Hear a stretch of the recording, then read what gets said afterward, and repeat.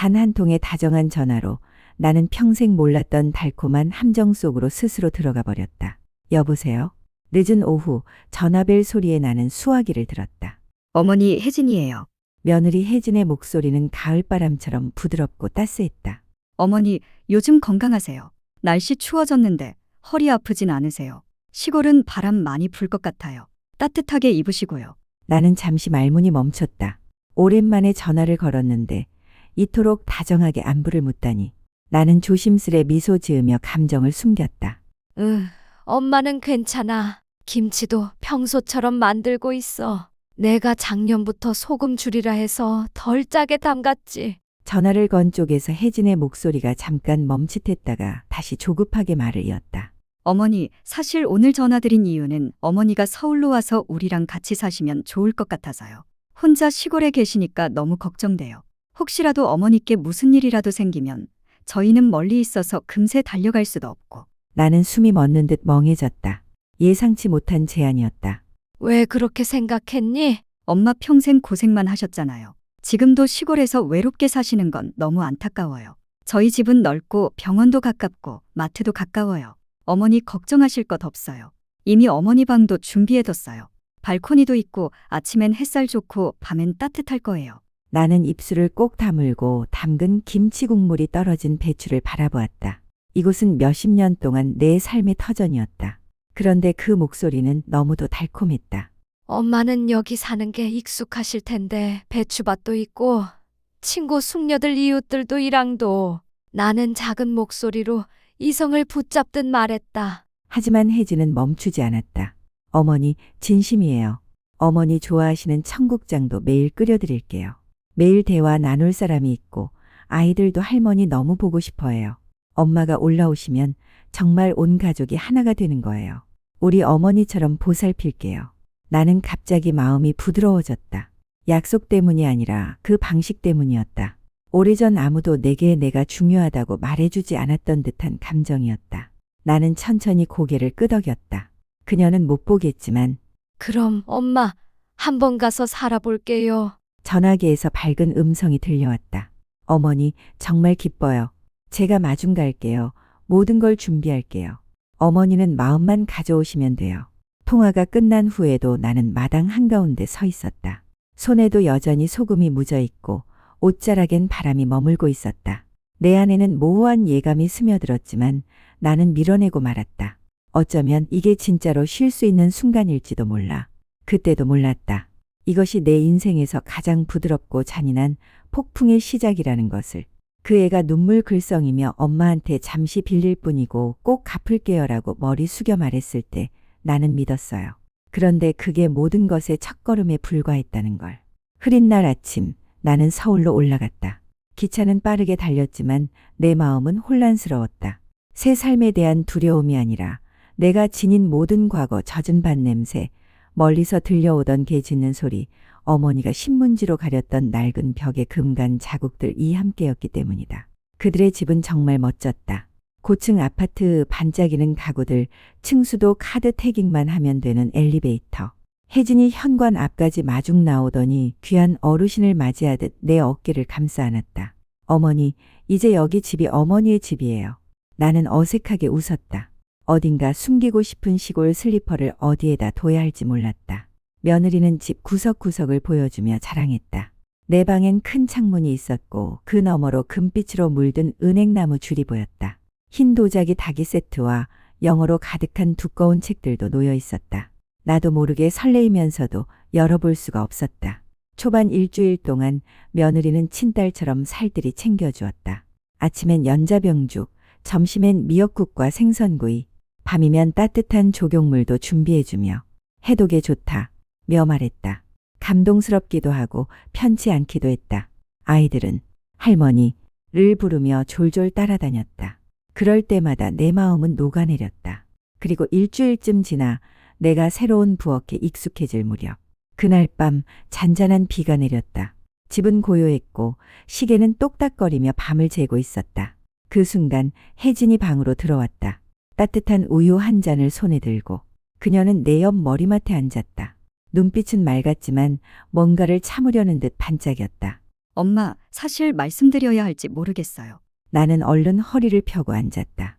무슨 일이니? 말해봐. 그 애는 내 손을 잡았다. 살짝 떨고 있었다. 엄마도 아시다시피 저희 부부가 온라인 사업을 하고 있잖아요. 일이 잘 풀리고 있는데 이번에 특별한 상품이 있어서 급하게 자금이 필요해요. 은행 대출도 받았는데 500만 원이 모자라요. 나는 말없이 고개를 끄덕였다. 정말로 엄마께 패 끼치고 싶지 않았어요. 하지만 이번 한 번만 도와주시면 다음 달 안에 꼭 갚을게요. 진짜예요. 딱 한 번만 도와주세요. 엄마, 제발요. 나는 머뭇거리며 그녀의 얼굴을 바라보았다.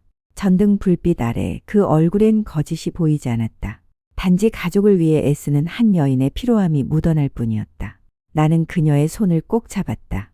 넌 우리 집 며느리잖니? 엄마가 안 도와주면 누가 하겠니? 엄마한테 비상금이 있어. 내일 은행 가자. 그녀의 눈이 반짝였다. 엄마, 정말 감사해요. 이 은혜 절대 잊지 않을게요. 그날 밤 그녀는 나를 꼭 안았다. 며느리가 된 이후 처음이었다.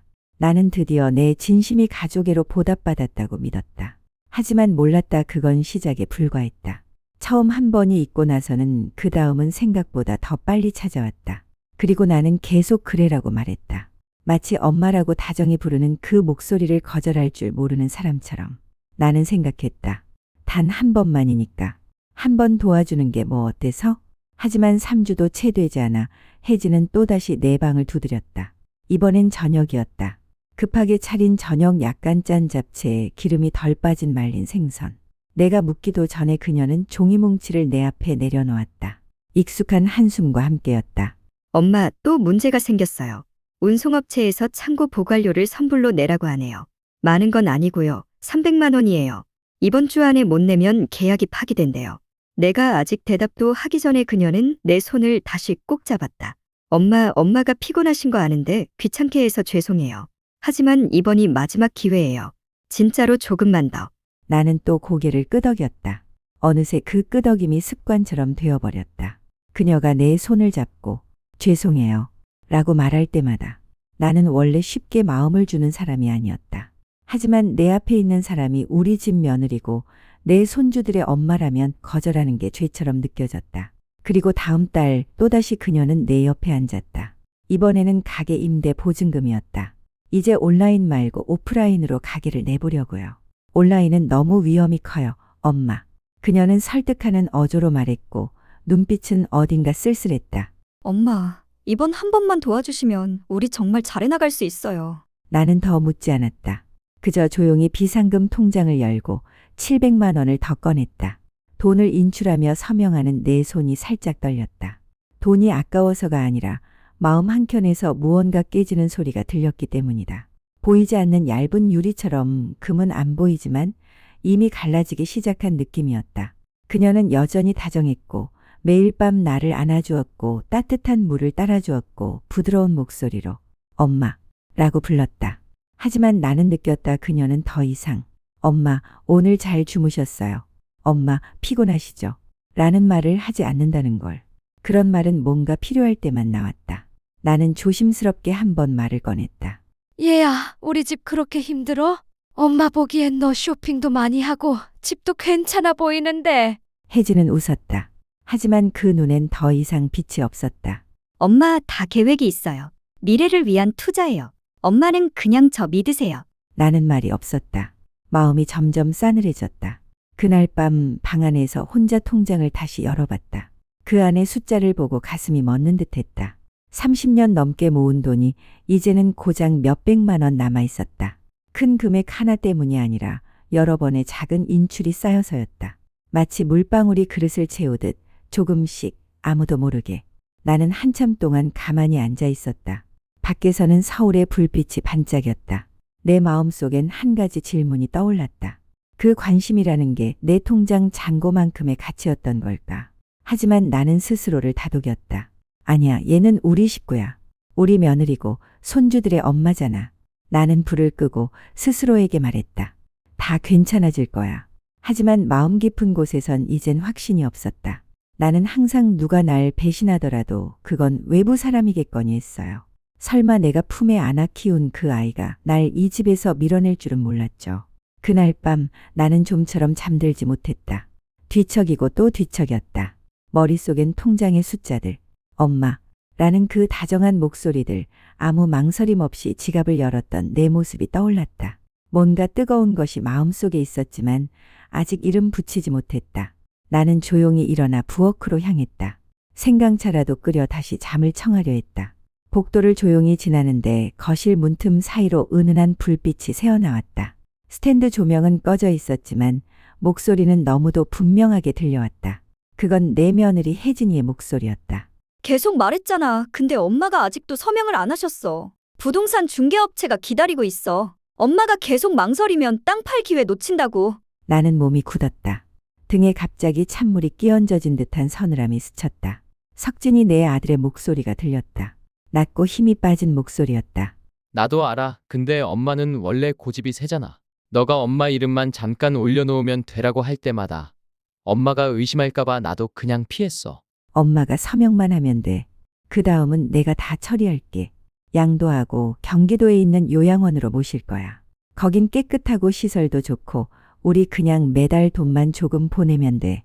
나는 벽 끝에 손을 꽉 쥔 채 돌처럼 서 있었다.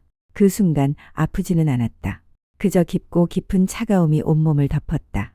피부가 아니라 마음 깊은 곳에서부터 퍼지는 차가움이었다. 내 아들의 목소리가 다시 들렸다. 이번엔 아주 낮고 마치 마지막 양심을 붙잡는 듯한 어조였다. 근데 그렇게까지 하는 건 너무 잔인하지 않을까? 나는 기다렸다. 내 마음속에 아주 작은 희망이 피어올랐다. 며느리가 멈춰줄 거라고, 옳고 그름을 알 거라고. 하지만 돌아온 대답은 너무 부드러워서 더 날카로웠다. 오빠는 하루 종일 아무것도 못하고 실수만 하는 노인네랑 같이 사는 게 안잔이네? 나도 힘들고 애도 불편하고 이 일은 빨리 끝내는 게 나아. 나는 돌아섰다. 그림자처럼 조용히. 아무도 내가 거기 있었는지 몰랐다. 아무도 내가 전부 들었다는 걸 몰랐다. 나는 방으로 돌아가 불도 켜지 않은 채 침대에 앉았다. 울지도 않았다. 아무 말도 하지 않았다. 다만 아주 선명하게 느꼈다. 이 집은 원래 내 집이 아니었다. 나는 이 집에서 살았다. 밥을 하고 손주를 돌보고 돈도 주고 이걸 가족이라 불렀다. 하지만 그들에게 나는 그냥 걸어다니는 자산일 뿐이었다. 너무 늦기 전에 처리해야 할 대상. 나는 밤새 누워 천장을 바라봤다. 마치 처음으로 알게 된 듯 이 지붕은 더 이상 나를 지켜주지 못했다. 그리고 내 생에서 처음으로 나는 진정한 고독을 느꼈다. 나는 반항하지 않았다. 아무 말도 하지 않았다. 그저 조용히 남은 삶을 정리하기 시작했다. 그날부터 나는 그림자처럼 살았다. 여전히 새벽에 일어나 밥을 짓고 수건을 개고 설거지를 했다. 손주가 웃으면 나도 웃었고 혜진이 어머니 식사하셨어요? 라고 물으면 고개를 끄덕였다. 하지만 내 마음은 달라졌다. 모든 게 달라졌다. 나는 더 이상 며느리에게 아무것도 묻지 않았다. 돈도 주지 않았다. 조용히 있었다. 아마 그 침묵이 그녀를 방심하게 만들었을 것이다. 며칠 후 온 가족이 외출했을 때 나는 조용히 장롱을 열고 진한 갈색의 낡은 상자를 꺼냈다. 거기에는 내가 가장 소중히 여기는 것들이 들어있었다. 아직 손대지 않은 마지막 통장, 고향 땅 소유권 사본, 남편이 살아있을 때 함께 준비했던 위임장들. 나는 하나하나 바닥에 펼쳐놓고 줄마다 숫자 하나하나를 다시 읽었다. 수십 년 동안 나는 오직 남을 위해 살았다. 스스로를 지킨다는 생각조차 해본 적 없었다. 가족은 절대 나를 해치지 않을 거라고 믿었기 때문이다. 내가 틀렸다. 다음 날 아침 나는 혜진에게 말했다. 엄마 은행 좀 다녀올게. 보약 좀 사야겠다. 그녀는 고개도 들지 않고 휴대폰을 보며 고개를 끄덕였다. 나는 은행으로 가지 않았다.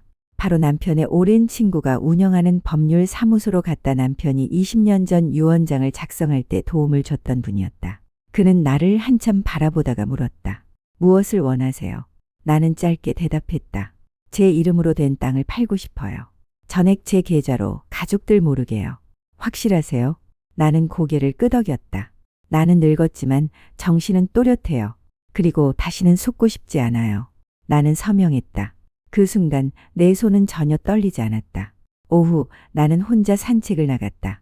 길가 작은 찻집 앞에서 멈춰서서 유리창 너머를 바라보았다. 거기엔 흰 머리에 주름진 얼굴의 여인이 서 있었지만 그 눈빛만큼은 놀라울 만큼 또렷했다. 수십 년 만에 처음으로 나는 더 이상 스스로를 약하다고 느끼지 않았다.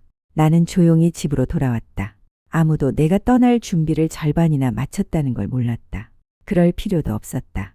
그날 밤 나는 손주 곁에 앉아 아이를 재웠다. 아이는 내 팔에 파묻혀 눈을 감고 고르게 숨을 쉬었다. 나는 이마에 조용히 입을 맞추며 말했다.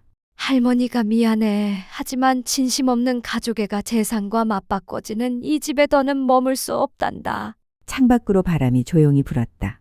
나는 알았다. 이제 떠날 때가 되었다는 것을. 나는 화나지도 원망하지도 않았다.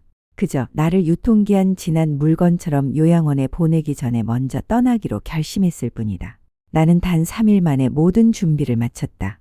아주 간단했다. 따뜻한 옷 몇 벌, 작은 약통, 낡아서 가장자리가 해진 지갑 하나. 서류는 전부 은행 금고에 옮겼고 재산은 따로 인출해 4명의 비밀 계좌를 만들었다. 그 사실을 아는 사람은 오직 변호사뿐이었다. 나는 아무에게도 알리지 않았다. 메시지 하나조차 남기지 않았다. 그날 아침 가족이 외출해 손님과 아침 식사를 하는 동안 나는 늘 하던 것처럼 집에 남았다. 내 방을 청소하고 이불을 가지런히 정리하고 책상을 닦고 창문을 잠갔다. 모든 동작은 마치 오늘 밤 다시 돌아올 것처럼 평범했지만 나는 알고 있었다. 다시는 이 집으로 돌아오지 않을 거라는 걸. 나는 식탁 위에 자필 메모 한 장을 곱게 펼쳐놓았다. 접지도 않았다.